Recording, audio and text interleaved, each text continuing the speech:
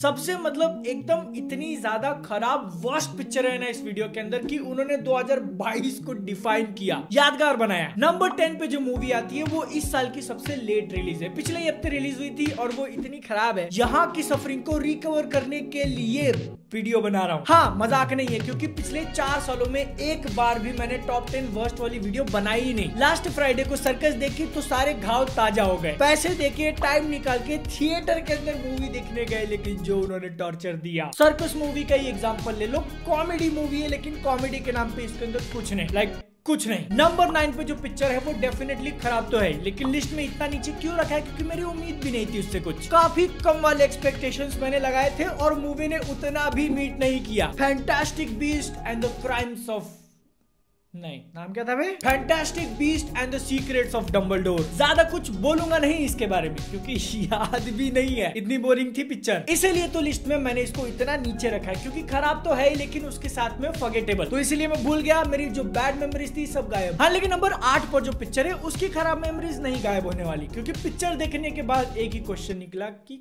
क्यों? जितना ज्यादा ग्रैंड तुमने इसको बनाने की कोशिश करी, जितना ज्यादा पैसा फूका है, जरूरत नहीं थी। राधेश्याम तुम्हारी बात कर रहा हूँ। इस मूवी को भी मैं अपने मेमोरी से मिटा सकता था, लेकिन फिर मेरे को प्रभास का हिंदी डब याद आ गया, कभी नहीं भूलेगा। नंबर 7 की पिक्चर एक रीमेक है, अब वो किसका रीमेक है यही क्लियर नहीं है। काफी सारे ऐसे एग्जांपल्स हैं अपने सामने जहाँ पे बॉलीवुड ने किसी साउथ मूवी का रीमेक बनाया और वो अच्छा निकल गया, लेकिन फिर ऐसी मूवी को हम लोग क्या बोलेंगे जो एक रीमेक तो है लेकिन फिर भी खराब बन गई? बच्चन पांडे। नहीं भूल सकता ऐसी मूवी को जिसके अंदर पंकज त्रिपाठी है, लेकिन वही एक बहुत बड़ा नेगेटिव पॉइंट भी। क्यों इस पिक्चर में? तुमको ये फाइनल वाली लिस्ट देखकर अंदाजा नहीं लग रहा होगा, लेकिन ये वीडियो बनाना मेरे लिए इतना ज्यादा डिफिकल्ट था। 3-4 बार मैंने नंबर चेंज करे क्योंकि मुझे नहीं समझ में आ रहा किसको ऊपर रखूं किसको नीचे। नंबर 8 और 7 बताने के बाद अब ऐसा फील हो रहा है कि शायद उन दोनों को ऊपर नीचे कर देना चाहिए था। इजी नहीं होता भाई अपने पुराने ट्रॉमा में जाके वो मेमोरीज फिर से याद करना और फिर उनकी रैंकिंग लगाना, नहीं। इसलिए तुम सब्सक्राइब कर दो, थोड़ा खुश हो जाएगा मैं। खुश होने से याद आया, नंबर 6 पे जो मूवी है ना उसका शायद अल्टीमेट गोल यही था कि ऑडियंस को खुश कर दे, बस।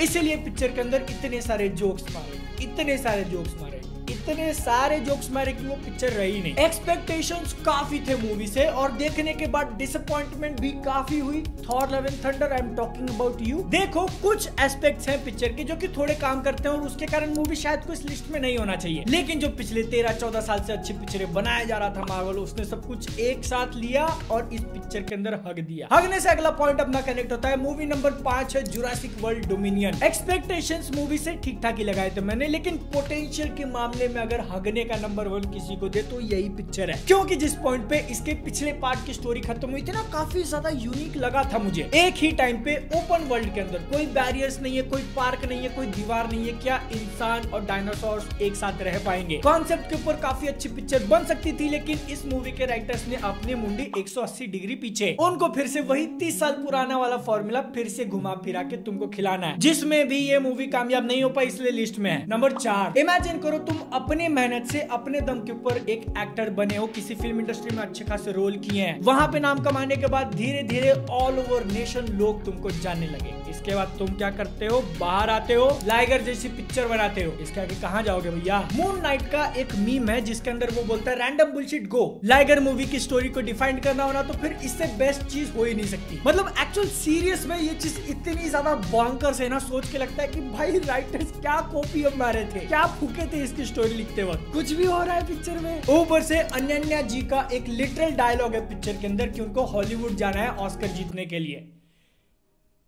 हाँ, उसने 4 चांद लगा दिया। ओके बॉयज, टॉप 3 की बारी। और यहाँ पर मैं कुछ अलग करना चाहता हूँ। बहुत ज्यादा सोचने के बाद मेरे को ध्यान में आया कि तुम्हारा तो कोई इनपुट ही नहीं है वीडियो के अंदर, तो इसीलिए नंबर 3 और नंबर 2 पे जो सबसे ज्यादा खराब वाली पिक्चर है ना, उनको रैंकिंग मैं नहीं दूंगा, तुम दोगे। 2 फिंगर्स तुम्हारे सामने, ये है नंबर 1, ये है नंबर 2।